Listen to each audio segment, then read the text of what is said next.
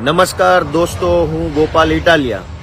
હમણાં થોડાક સમય પહેલા મને ટીવીમાંથી સોશિયલ મીડિયામાં જાણવા મળ્યું કે અમરેલીમાં જે ભાજપવાળાએ કાંડ કર્યો છે અને એક નિર્દોષ માસૂમ દીકરીનું સરઘસ કાઢ્યું છે અને અત્યારે એ દીકરી જેલમાં છે.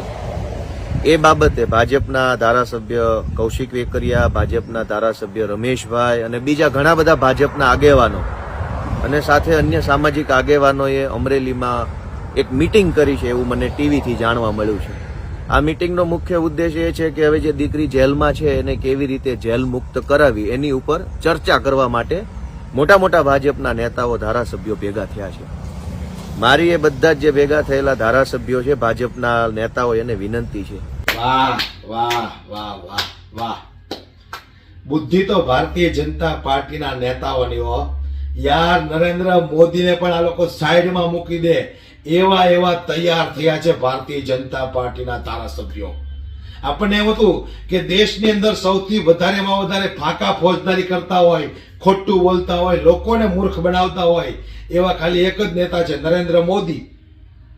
ત્યાં નીચે તો મોટી ફોજ થઈ ગઈ છે યાર. કોઈ ખબર છે કે નહીં?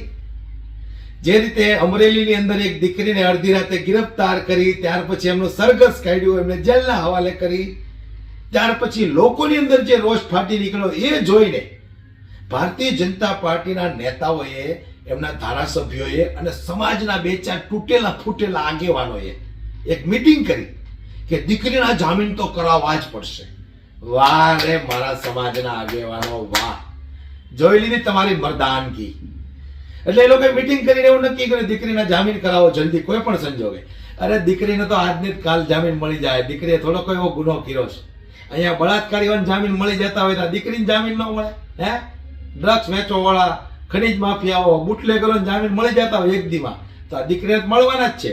પણ જે રીતે પાટીદાર સમાજને મૂર્ખ બનાવવા માટે આ લોકોએ મીટિંગ કરી છે, જેથી કરીને પાટીદાર લોકોને એમ થાય કે ભાઈ આ આગેવાનો આવ્યા એટલે દીકરીને ન્યાય મળ્યો.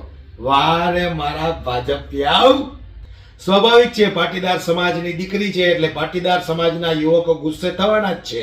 સિવાય કે ભારતીય જનતા પાર્ટીના ખોળામાં જે બેઠા છે એ નહીં. બાકી બધાની અંદર રોષ છે. પેલા લોકો તો ગુલામ બનીને બેઠા હોય એવું લાગે છે. મોઢા સિવાય ગયા છે, બોલવું હોય તો બોલી નથી શકાતું. શું કરે? હે? આ ગુલાબીનું ફળ તો મળવું જ જોઈએ ને. હજી તો આના કરતા પણ કંઈક એવી ઘટના બની હોય તો આ લોકો બેશરમની જેમ તમાશો જોયા કરે, બોલે એમ નથી કોઈ. ત્યારે ગોપાલ ઇટાલિયાનું શું નિવેદન સામે આવ્યું છે, સૌપ્રથમ તમે એને સાંભળો દોસ્તો. જે રીતે ગોપાલ ઇટાલિયાએ ખુલાસાઓ કર્યા છે કે કેસ શું છે અને સરઘસ કેવી રીતે કાઢવામાં આવ્યું. ખૂબ સરસ ખુલાસો કર્યો છે, સાંભળો તમે. કે આ ગુજરાતમાં ભાજપના રાજમાં તોડબાજોને જામીન મળી જાય છે, બળાત્કારીઓને જામીન મળી જાય છે, ડ્રગ્સ માફિયાને જામીન મળી જાય છે, બુટલેગરોને જામીન મળી જાય છે, ગૌચર માફિયાને જામીન મળી જાય છે. તો એક નિર્દોષ દીકરીને જામીન મળવાના જ છે. એ જે જામીન મળવાના જ છે, કદાચ એક દિવસ વહેલા મળે કે 5 દિવસ મોડા મળે, દીકરી 1000% નિર્દોષ છે તો જામીન મળવાના જ છે, એ જેલમાંથી છૂટવાની જ છે.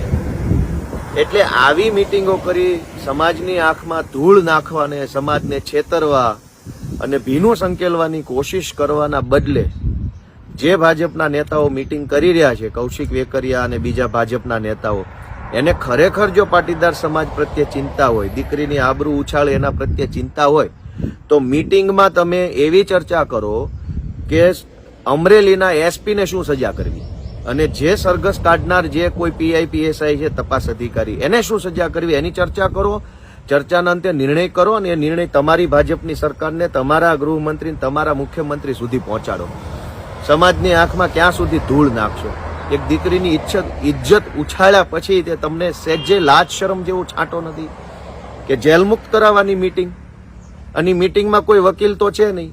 આ રહ્યો એ દીકરીનો, પાયલબેનનો ભાઈ ગોપાલ ઇટાલિયા વકીલ છે. સુપ્રીમ કોર્ટ સુધી લડીને છોડાઈ લઈશું. તમારે ક્યાં એની મીટિંગ કરવાની જરૂર છે? તમે મીટિંગ એ વાતની કરો કે કચ્છના એસપીએ ભાજપની દલાલી કરી છે અને બેન દીકરીની જાહેરમાં ઇજ્જત ઉછાળી છે. અમરેલીના એસપીને શું સજા થવી જોઈએ? જાઓ, જઈને મુખ્યમંત્રી સુધી રજૂઆત પહોંચાડો. તમે ભાજપના ધારાસભ્યો છો.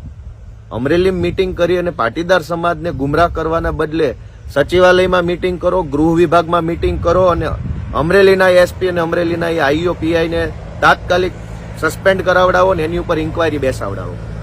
તો એમ માનીએ કે સમાજ પ્રત્યે લાગણી છે. દીકરીને જેલમુક્ત કરાવવાની સ્ટ્રેટેજી બનાવવાની મીટિંગ, એ મીટિંગ કેવી હોય? એ મીટિંગમાં શું ચર્ચા થઈ? કોણે એફઆઈઆર વાંચી? કોણે પંચનામું વાંચ્યું? કોણે રિમાન્ડ રિપોર્ટ વાંચ્યો? કોણે પ્રોડક્શન રિપોર્ટનો અભ્યાસ કર્યો?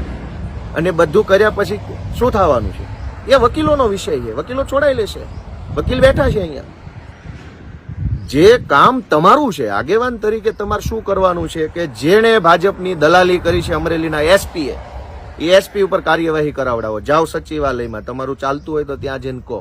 પણ મહેરબાની કરીને પાટીદાર સમાજને ભાજપનો હાથો ન બનાવો. ક્યાં સુધી? પાટીદાર આંદોલનમાં 14 દીકરાઓને ગોળીઓ મારી, ગલીએ ગલીએ જઈને પોલીસે બહેનો દીકરીઓને ગાળો દીધી, એનો ન્યાય તો અપાવી શક્યા નથી. મહાભારતની વખતે દ્રૌપદી માતાનું જાહેરમાં ચીરહરણ કર્યું ને, અને ચીરહરણ વખતે ભાઈ કૃષ્ણએ આવીને ચીર પૂર્યા. પણ એ ચીરહરણને જેણે મૌન બનીને મૂંગા રહીને ખુલ્લી આંખે જોયું ને, એ પાપના ભાગીદાર બન્યા ને છેલ્લે બાણ શૈયા પર સૂવું પડ્યું. આજે એક પટેલની દીકરીનું ચીરહરણ થયું છે અમરેલીની બજારમાં. ન્યાય ન અપાવી શકો તો કાંઈ નહીં, પણ સમાજની આંખમાં પાણી નાખવાનું, ધૂળ નાખવાનો ધંધો તો શું કામ કરો છો? ઈશ્વર જોઈ રહ્યો છે, ભગવાન 1000 હાથ વાળો જોઈ રહ્યો છે કે તમે શું ધંધા ચાલુ કર્યા છે. કૌશિકભાઈ વેકરિયાની વિનંતી છે કે મહેરબાની કરો, બેન દીકરીના ચીર તો હર્યા છે, ચીર તો લૂંટ્યા છે. હવે ગામની આંખમાં ધૂળ નાખવાનું તો બંધ કરો. જામીન તો આજે નહીં તો 5 દિવસ પછી થવાના જ છે. બળાત્કારી છૂટી જાય છે તો નિર્દોષ દીકરી નહીં છૂટે. તમને દીકરી પ્રત્યે સહાનુભૂતિ હોય, સંવેદના હોય તો જાઓ સચિવાલયમાં, ગૃહ વિભાગમાં જઈને મળો ને અમરેલીના એસપીને સસ્પેન્ડ કરાવો. જય હિન્દ.